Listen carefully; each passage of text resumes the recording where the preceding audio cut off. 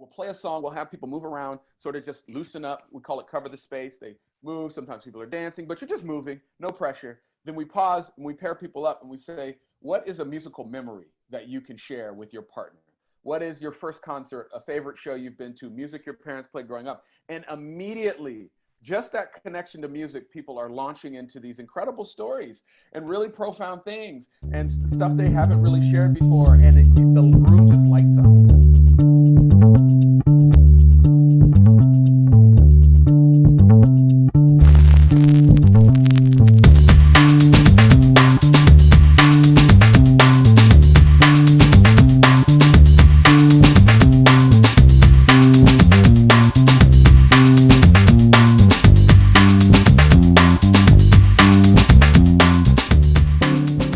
Julian Mocine-Mcqueen is an Oakland, California native raised in rural Northern California.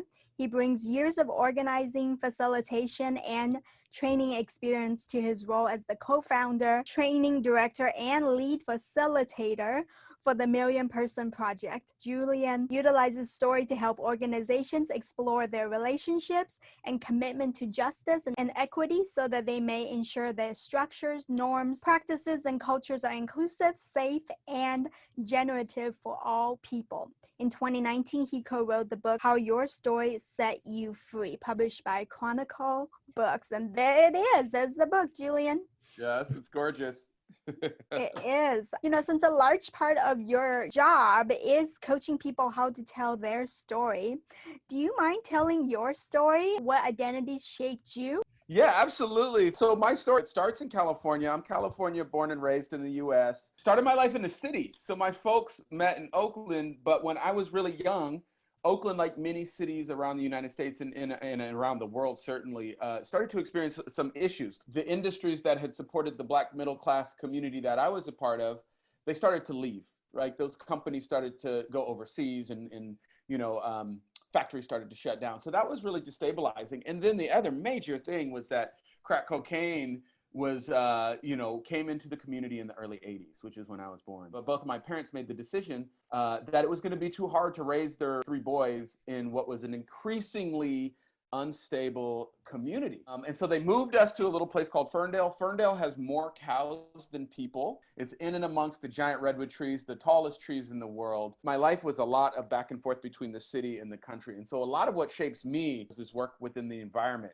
But within the work around environment, it was really about people. How do we address the needs of our environment and put people to work? And I think that finds its roots in being from the city, but being raised in the country and having a great love of both places. And part of what we do is workshops that are open to the public.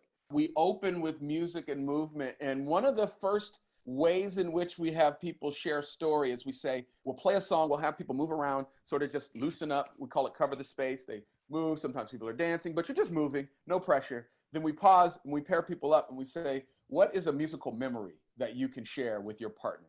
What is your first concert, a favorite show you've been to, music your parents played growing up? And immediately, just that connection to music, people are launching into these incredible stories and really profound things and stuff they haven't really shared before. And the room just lights up. You're trying to get a bunch of folks to move in the same direction and to try to do something, right? And to try to affect change in some way. And I think a DJ is the same thing.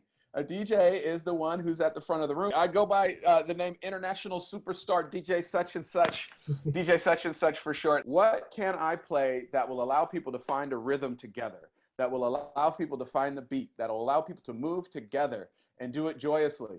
The first audience for your story is yourself, right? Are you telling a story that you find to be moving? Are you telling a story that you feel some energy and some emotion behind?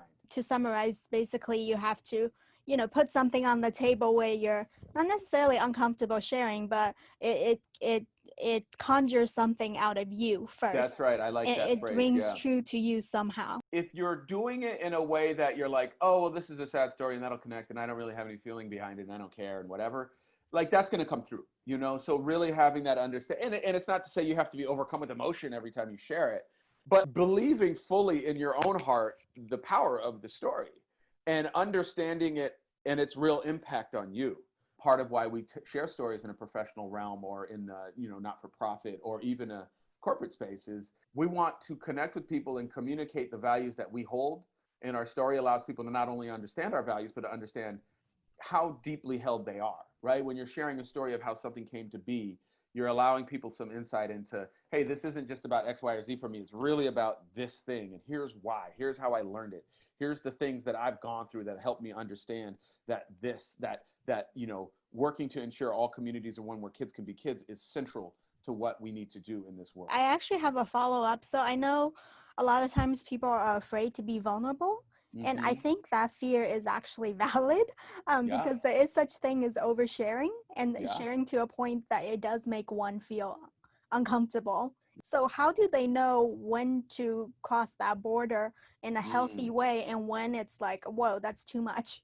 I think sometimes what happens is people have a desire, they know like stories are powerful, they connect, they need to be vulnerable. Let me just tell the most vulnerable story about myself. And it's not connected to a bigger picture. So then they find themselves out on this cliff of sharing this really vulnerable story, and everybody's sort of like, whoa, shell shocked. And there's no way back to the rest of what they're trying to say. And I've seen it happen where it's like, okay. And now we're like switching gears entirely and talking about something over here. So I think understanding why you're sharing it, a lot of power comes from that. One thing I will say is stories are universal, but certainly culture's relationship to story is different. And one of the biggest differences that we've encountered in our travels, and I would say this is true in a number of places we've been, the cultural orientation is really communal. And it's really about people don't and aren't that comfortable and don't often speak in terms of I. Right? There's much more we. Next, we're going to jump on to a few questions about people with disabilities, as that is the main purpose of this platform. Wonderful. Is to advocate for people with disabilities. Over the course of your work, you've been coaching people how to tell a compelling story for quite some time. Have you had the opportunity to coach individuals with disabilities? I worked with this young man who he doesn't use a wheelchair, but he has crutches, and so it's like he's always having to change him from one hand to the other, and to get a door, and then to move it back, and then he has one leg, and so it's like, man, just getting on the bus for him is a whole nother thing, right? And he does it, and it doesn't slow him down. Is having to deal with X, Y, and Z. Is that what you want for your community? Do you want people to have to navigate these things without support, without any clarity around a path forward, right? Like, is that what you want? So if it's not, then we need to do something together, and I need you in that, right? Like the ability of story to sort of enroll people in, again, it comes down to that.